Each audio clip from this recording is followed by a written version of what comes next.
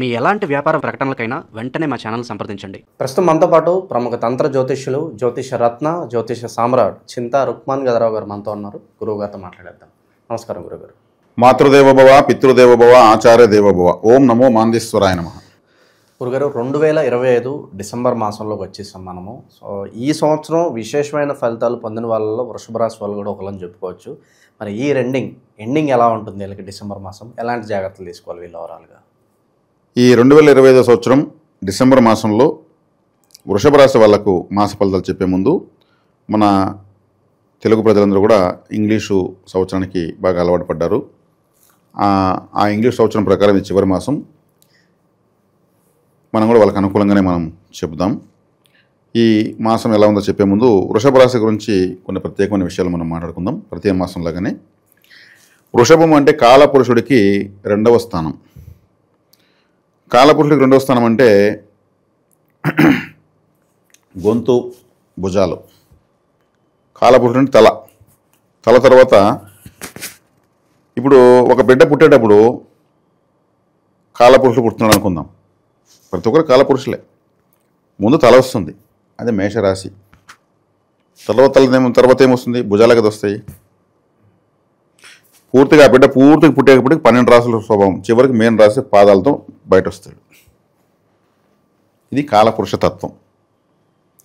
ఈ భుజాలను సూచిస్తుంది, గొంతును సూచిస్తుంది, మాటను సూచిస్తుంది, ధనాన్ని సూచిస్తుంది, తినే తిండిని సూచిస్తుంది. ఇక్కడే కదా గొంతు ఆహారం పోవాల్సింది. కుటుంబం అంటే భార్య, పిల్లలు. డబ్బులు ఎందుకు సూచిస్తుంది? ఈ రాశి యొక్క గుర్తు ఎద్దు. ఒకప్పుడు ఎన్ని పశువులు ఉంటే అంత ధనవంతులు. ఎన్ని పశువులు ఎక్కువ ఉంటే ఆ ఇంట్లో అమ్మాయిని ఆటోమేటిక్ ఇస్తారు. 100 ఆవులు ఉన్నాయి, 50 ఎద్దులు ఉన్నాయి, పశు సంపద ఎక్కువ, రోజు 100 లీటర్ల పాలు వస్తాయి ఒంట్లో. కాడి ఉన్న చోటనే బిడ్డనివ్వాలి. ఇట్లాంటి మాట్లాడి, ఎందుకంటే సంపద, ఈ పశు సంపద ఉంటేనే వాళ్ళు వ్యవసాయం చేస్తారు, డబ్బులు వస్తుంది. ఇది తినే తిండి అని చెప్పాను కదా. ఆ పశువులు ఉంటేనే వ్యవసాయం జరుగుతుంది, ధాన్యం వస్తుంది, తిండి వస్తుంది. ఆ పశువులు ఉంటేనే ఇంటిలో 10 తింటారు, కుటుంబం బాగుంటుంది. కాబట్టి కుటుంబ స్థానం, ధనస్థానం, వాక్స్థానం. వాక్కు అంటే మాట కదా. మరి మాట ఎలా వస్తుంది? ఒక పశువు, ఒక దూడ, ఆవు దూడ ఏమని అరుస్తుంది? మా అంటుంది. ఒక బిడ్డ పుట్టగానే ఫస్ట్ మొదటి పలికే అక్షరం మా అంటాడు. మొట్టమొదటి వచ్చే అక్షరం ఒక పశువుకైనా ఒక మనిషికైనా మా అంటే అమ్మ అని అర్థం. అందుకే ఇది కుటుంబ స్థానము. తిండి వండి పెట్టేది ఎవరు? తల్లే. అంతే కదా. ఆ పశువులతో వ్యవసాయం చేసేది తండ్రే. అందుకే వాక్ స్థానమైంది. వీళ్ళు మాటను వృధా చేయకూడదు, తప్పులు చెప్పకూడదు. వీళ్ళు చెప్తే వీళ్ళకు రాసి యాక్టివేట్ కాదు. ముందు చూపు ఎక్కువ వీళ్ళకు. అంటే వ్యవసాయం చేసే రైతుకి ఎప్పుడు ఏ పంట వేయాలో, కార్తెలు వర్షాలు ఎప్పుడు పడుతున్నాయో, ఎప్పుడు ధాన్యం వేసే ఏ పంట ఎప్పుడు, ముందు చూపు ఎక్కువ ఉంటుంది. అలాగే వృషభ రాశిలో కూడా ఉంటుంది. ముందు చూపు ఎక్కువ, బిఫోర్ ప్లానింగ్ ఉన్న వాళ్ళు వీళ్ళు. శ్రీకృష్ణుడు కూడా ఈ రాశిలోనే పుట్టాడు, పశువులే ఎక్కువ మేపాడు. ముందు చూపుతోనే మొత్తం యుద్ధం ఎలా చేయించాలి, ఏం చేయాలి అంతా ముందు మొత్తం ప్లానింగ్ అయింది. అదంతా మైండ్ గేమే. అందుకే ఆయన ఆయుధాల పట్ల ఆయనకు మైండ్ గేమ్ మొత్తం ముందు చూపే. ఆయన ఎప్పుడు ఉంటే ఒక పశువు ఉంటుంది. పట్టుదల ఎక్కువ వీళ్ళకు. ఒక యుద్ధ ఎలా కష్టపడుతుంది, ఎంత పట్టుదలగా, అలాగే ఉంటుంది వీళ్ళది కూడా. వృషభ రాశి వాళ్ళు ఎట్టా తిరిగి లైఫ్లో సెట్ అయిపోతుంది. ఫౌండేషన్ వెళ్ళుకున్నట్టు ఎవరుకుండదు. వృషభ రాశి చాలా స్థిర రాశి. ప్రతి ఒకటి చెప్తే మొత్తం వింటారు. వినేసి మొత్తం ఎంతవరకు ఇతను చెప్పింది నిజము, ఎంతవరకు అబద్ధము, ఒకవేళ నిజమే అయితే మనకు అవసరమా, అవసరం లేదా, ఇవన్నీ వేసుకొని మళ్ళీ చెప్తారు ఆన్సర్. వెంటనే ఏదో ఒప్పుకోరు వీళ్ళు. సూపర్గా ఉంటుంది వీళ్ళ విధానం. ఇప్పుడు ధనస్థానం కదా, షేర్ మార్కెట్కి కూడా ఎద్దునే పెట్టినారు, బుల్ రన్ అంటారు. వాళ్ళని జ్యోతిషం చూస్తారా, ఆటోమేటిక్గా వెళ్ళిపోతాయి ఈ సింబల్స్ అక్కడికి. షేర్ మార్కెట్ డబ్బులు. కాబట్టి ఈ రాశి అనేది వ్యవసాయము, వ్యవసాయేతర విషయాలు, వ్యవసాయానికి అనుబంధ విషయాలు, వ్యాపారాలు చేసుకోవచ్చు వీళ్ళు. షేర్ మార్కెట్ రంగాల్లోనూ బిఫోర్గా డబ్బులు సేవ్ చేసి పెట్టడంలోనూ తక్కువ రేటు బంగారం తీసి పెట్టడం, బిస్కెట్ రూపంలో తీసి పెట్టి మళ్ళీ ఎప్పుడు బంగారు చేసుకోవడంలోనూ వీళ్ళందరూ దేట్లో వెళ్ళేటోళ్ళు. ఇట్లాంటి ప్లాన్స్ వేస్తే సక్సెస్ అవుతారు. కాబట్టి ఈ రాశిలో చాలా ప్రత్యేకమైనటువంటి విషయాలు దాగున్నాయి. పశు సంపద ముఖ్యంగా, అందుకే గోవుని ధర్మదేవత అన్నారు. కాబట్టి వీళ్ళు డైరీ ఫార్మ్స్ పెడితే సూపర్ సక్సెస్. వీళ్ళు శ్రీకృష్ణుడు ఇప్పుడు పాలు పెరుగు వెన్నె తిన్నాడు, ఆవులే మేపినాడు, బిఫోర్ ప్లానింగ్తోనే ఉన్నాడు. సేమ్ అన్వయించుకోవచ్చు. పట్టుదలగా ఉన్నాడు, సేమ్ అంతే. కాబట్టి ఇక్కడికి చాలు క్లుప్తంగా ఈ మాసం మనం వృషభ రాశి యొక్క ప్రత్యేకతలు చెప్తే అపారమైనటువంటి విషయాలు ప్రతి రాశి గురించి ఉంటాయి. చాలా ప్రపంచం అంతా వచ్చేపేయచ్చు, మనం నిరూపితంగా చెప్పచ్చు. సాధారణంగా డిసెంబర్లో ఏ గ్రహాలు మార్పు ఉన్నాయి, వాటి వల్ల ఏం జరుగుతుంది?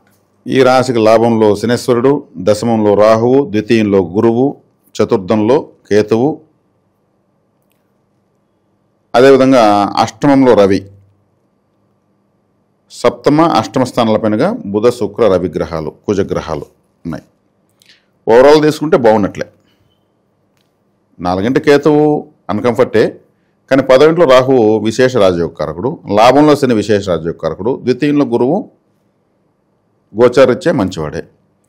ఇంకా సప్తమ అష్టమ స్థానాలపైన ఉన్నటువంటి గ్రహాలు కొంచెం అన్కంఫర్ట్ అయినా అవి తాత్కాలిక ప్రయాణం చేసేటువంటి గ్రహాలు కాబట్టి మనం ఎక్కువ దోషం చెప్పేదానికి లేదు. ఇప్పుడు రవి అష్టమంలో ఒక సంవత్సరం ఉంటే అప్పుడు చెప్పచ్చు. అష్టమ శని అంటారు, ఎందుకంటే 2.5 సంవత్సరం అష్టమంలోనే ఉంటాడు. అష్టమ గురువు ఉంటే 12 నెలల పాటు ఉంటాడు. అష్టమ రాహు ఉంటే 18 నెలలు ఉంటాడు. సంవత్సరంన్నర 2.5 సంవత్సరాలు ఉన్నప్పుడు అప్పుడు అది దుస్థానమైనప్పుడు అది దోషంగా లేదంటే జాగ్రత్త పడుతుంది. ఈ గ్రహాలంతా కూడా ఈ వృషభ రాశికి రవి శుభగ్రహమే, 4వ ఇంటివాడు, ఏకస్థానాధిపతి అయిన రవి ఈ రాశికి శుభగ్రహమే. కాబట్టి ఆయన అష్టమంలో ఉన్నాడు, తాత్కాలికంగా పక్కకు వచ్చేస్తాడు, ఇబ్బంది ఏం లేదు.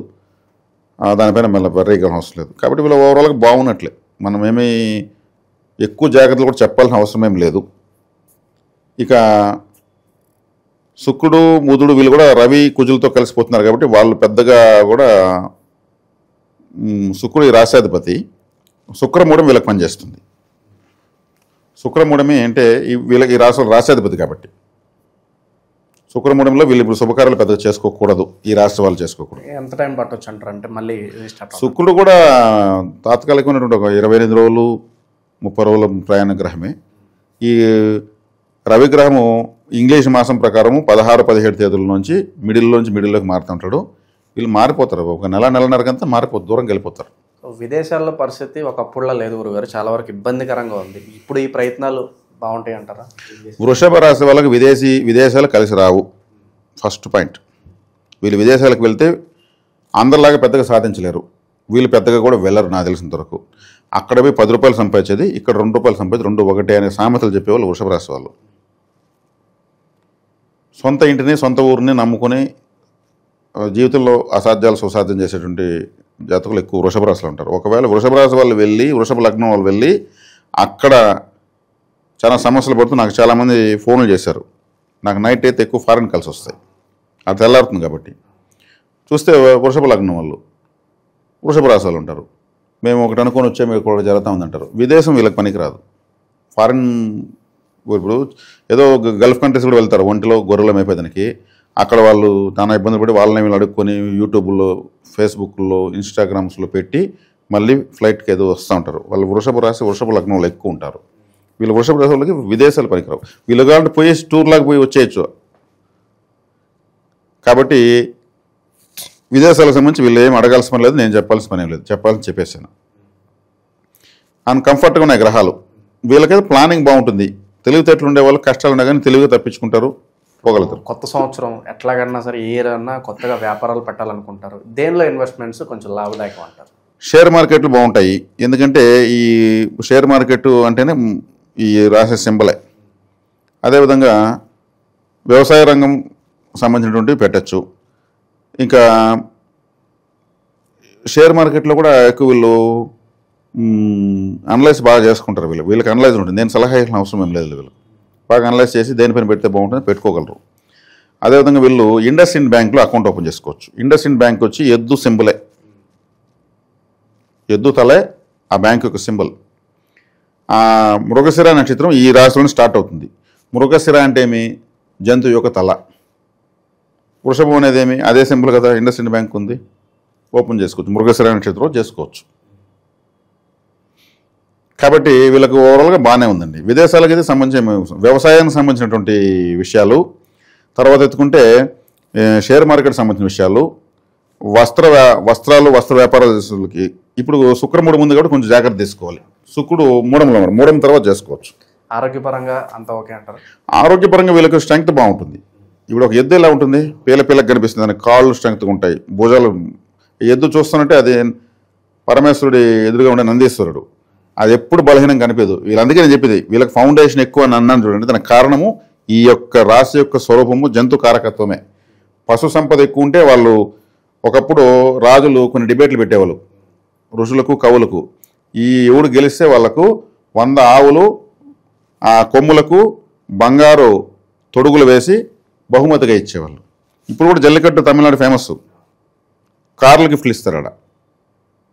ఎందుకంటే ఎద్దు అంత బలవంతమైంది, అంత విశేషమైంది. అది లేకపోతే ఒకప్పుడు ప్రపంచానికి తిండి లేదు. అందుకే దాన్ని గోమాత అన్నారు. కాబట్టి అంత ప్రాచుర్యం ఉందన్నమాట. కాబట్టి ఇక్కడ వచ్చేకాడికి మంచి గాయకులు, మంచి వాగ్దాటి ఉన్నవాళ్ళు.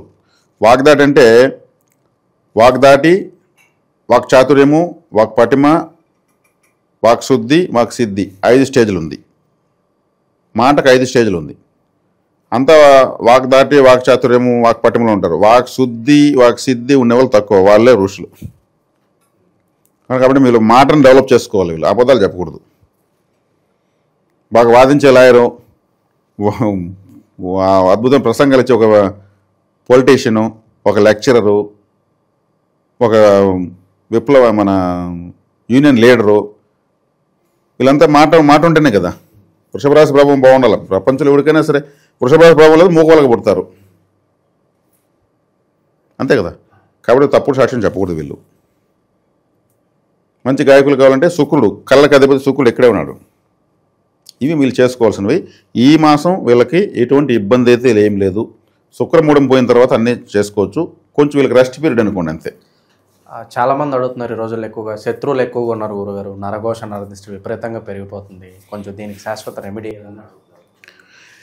శాశ్వత రెమెడీ అన్నప్పుడు శత్రువులు కావచ్చు, నరఘోష కావచ్చు, ఏదైనా కావచ్చు, ఒక వైట్ పేపర్ తీసుకునేసి వాళ్ళ కష్టాలు వీళ్ళ శత్రువుల పేర్లని రాసి బ్లాకింగ్తో రాసి రెడ్ ఇంక్తో కొట్టేసి, లేదా రెడ్ ఇంక్తో రాసి బ్లాకింగ్తో కొట్టేయాలి. మళ్ళీ అన్నీ రాసేసి ఆ పేపర్ను సాయంత్రం పొద్దుపడేప్పుడు కాల్చి బూడిద చేసి షింక్లో వేసి నీళ్ళు తిప్పేయాలి. ఒక మనిషిని సాయంత్రం పొద్దుపడేప్పుడు ఎట్లయితే కాల్చి దహనం చేస్తారో, చనిపోయిన వ్యక్తిని దహనం చేసి ఆ బూడిదని తీసుకొచ్చి అస్థికలు గంగలో కలుపుతారో, సేమ్ మీ కష్టాలకు, మీ సమస్యలకు మీ శత్రువుల పేర్లు రాసి దాన్ని అంతా కొట్టేసి కాల్చి షింక్లో బూడిదలు వేస్తారు కదా, ట్యాప్ తిప్పేది. ఏముంది దీంట్లో ఖర్చు? మీ సమస్యలకు మీరు దహన సంస్కారాలు చేస్తున్నారు. ఇంకా నరఘోష అన్నారు. నరఘోష అంటే దిష్టి అని అర్థము. ఎడమకాల కింద మన యొక్క చెడ్డ ఉంటుంది. ఈ ఎడమకాల కింద కొద్దిగా మట్టి తీసుకొని ఓ బూడిద గుమ్మడికాయ తీసుకొని మధ్యలో బొక్కబెట్టి ఒక పీస్ తీసి అందులో ఈ మట్టి వేసి మీ సమస్యలు మీ శత్రువులు ఉంటే చిన్న చిన్న పేపర్లు రాసి ఉంటలకు చుట్టేసి అందులో వేసేసి ఓ పచ్చిమిరకాయ ముక్కలు కత్తిరించి అందులో వేయాలి. ఈ మూత పెట్టేయాలి. కాటుకతో చుక్కలు పెట్టాలి గుమ్మడికాయ మొత్తం. దానిపైన కర్పూరం పెట్టి మంచి మధ్యాహ్నం కానీ సాయంత్రం పొద్దుపోయేటప్పుడు కానీ దిష్టి తీయించుకొని పగలగొట్టి ఆ పగిలినటువంటి గుమ్మడికాయలను ఎవరు తొక్కని జాగాలో ఇమ్మీడియట్ వేయాలి.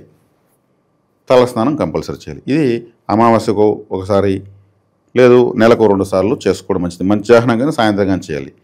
అంటే మన నెగటివ్ని, మన కాళ్ళ కింద నెగటివ్ని దాంట్లో వేస్తున్నాం. దిష్టి అంటే నెగటివ్ని తీసేదే. మైనస్ ఏమవుతుంది? ప్లస్ అవుతుంది. ఇది శాశ్వత పరిష్కారం అడిగిన చెప్తున్నాను. మన సమస్యలు మనం పేపర్లో రాసేది కూడా మాకు తెలియదు, మీరే రాసేయంటే మనం ఏట రాయిస్తాం చెప్తున్నా. ఎవరికి వల్ల ఇలా చేసుకోవచ్చు. ఓకే. ప్రస్తుత పరిస్థితుల్లో ఉన్న గ్రహస్థితి ప్రకారం ఎటువంటి పరిహారాలు, దైవారాధన విశేషంగా వీళ్ళకు దైవారాధన విశేషంగా తీసుకుంటే శుక్రమూఢం ఉంది కాబట్టి తిరుచానూరు పద్మావతి అమ్మవారు అలానికి వెళ్ళొచ్చు. తిరుచానూరు పద్మావతి అమ్మవారు ఎందుకంటే శుక్రుడికి అధిష్టాన దేవత. శుక్రుడు అంటే లక్ష్మీదేవి. అదే మూఢం ఆయనకే వస్తుంది కాబట్టి లేదా పద్మావతి అమ్మవారికి సంబంధించినటువంటి శ్లోకాలు, కవచాలు చదువుకోవచ్చు. లక్ష్మీదేవికి సంబంధించినటువంటి శ్లోకాలు, కవచాలు చదువుకోవచ్చు. కనకదార స్తోత్రం కూడా చదవచ్చు. అంటే డబ్బులు రావడానికి అని కాదు, ఇక్కడ శుక్రగ్రహానికి బలం పెరగడానికి మనం ఇంధనాన్ని పోస్తున్నామని అర్థం. ఇంతమించి ఇంక వేరే పరిహారం ఏమవుతుంది లేదు. అది కూడా తాత్కాలిక ఒక మాసం తర్వాత మిగిలిన గ్రహాలు కంఫర్ట్గా ఉన్నాయి.